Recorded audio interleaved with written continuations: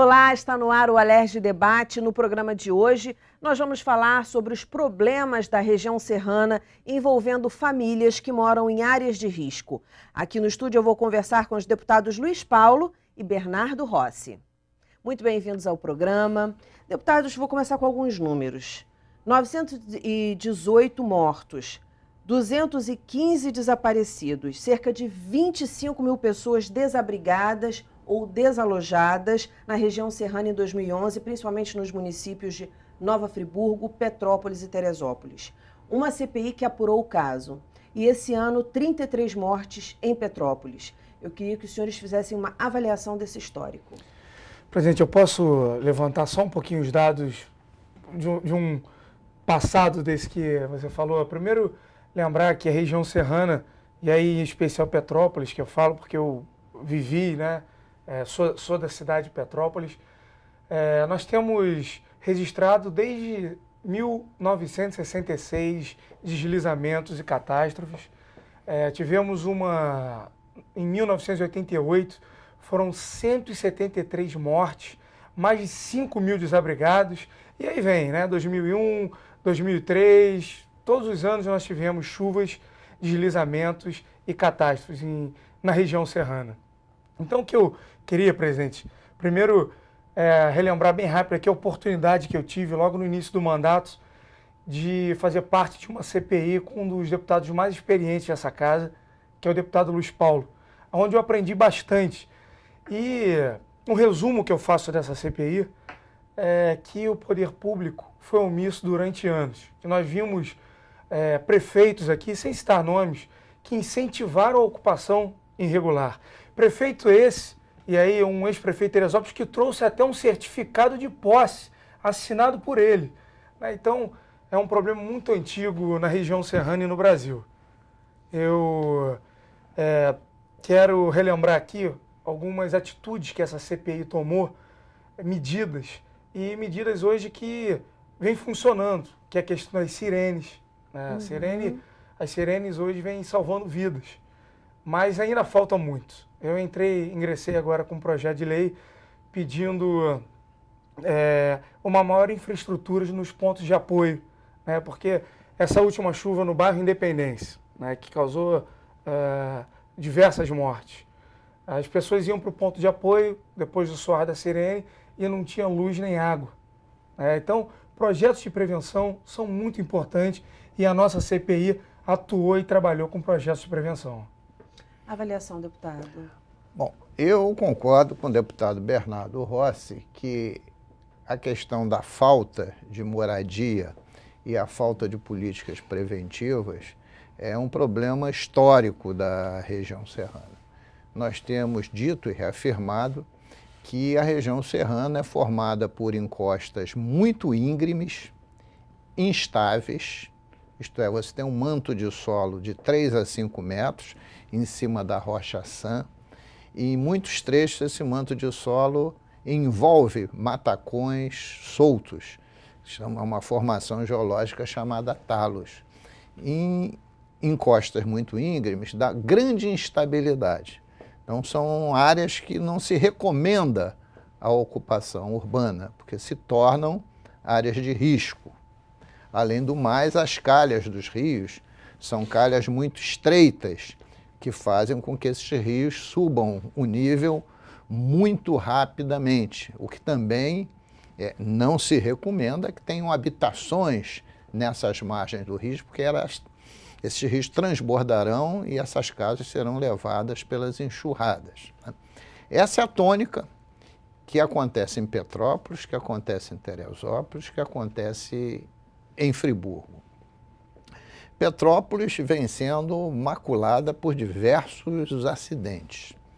E todos que moram em Petrópolis sabem que no verão Petrópolis forma grandes cúmulos nimbus, que é uma formação atmosférica de nuvens muito altas, com cerca de 10 quilômetros de altura e uma largura um pouco maior, e que caem, precipitam totalmente numa área pequena, promovendo verdadeiras enxurradas. E essa área que o deputado Bernardo colocou, Independência, Quitandinha, Bingen, é uma das áreas que tem maior precipitação atmosférica. O tempo está sempre ruim, porque quando as frentes frias entram do sul-sudeste, vão chegar exatamente ali em Petrópolis, né? Então, eram áreas que tinham que ter um tratamento prioritário. Não poderia ter ninguém morando em área de risco, porque os acidentes ali se repetem. E agora teve 33 mortos. O fenômeno de 2 anos atrás em Petrópolis, no Vale do Cuiabá, foi atípico naquela região. Intensidade, mas não foi atípico sob o ponto de vista de transbordamento do Rio Santo Antônio Cuiabá, que há 2 anos atrás, antes do de 2011, também já tinha transbordado. Naquela intensidade, com os escorregamentos que aconteceram, foi um fenômeno atípico. Mas nessa região do Quitandinha, Independência, Bingen, etc., periodicamente ocorre. E qual é a saída para isso? Primeiro, o deputado aqui, Bernardo Rossi, citou que foi até uma recomendação da CPI. Trouxemos aqui até o prefeito de Florianópolis para falar sobre esse tema. Você tem que ter um sistema de defesa civil, de alarmes, e a sirene é uma das formas, e abrigos já pré-determinados, com a logística necessária, para na hora da calamidade receber as pessoas. Porque não adianta só o alarme, chega no abrigo, o abrigo está fechado, não tem nenhuma infraestrutura. Isso tem que estar coordenado para que haja treinamento e as pessoas automaticamente, ao tocar a sirene, se dirijam para lá.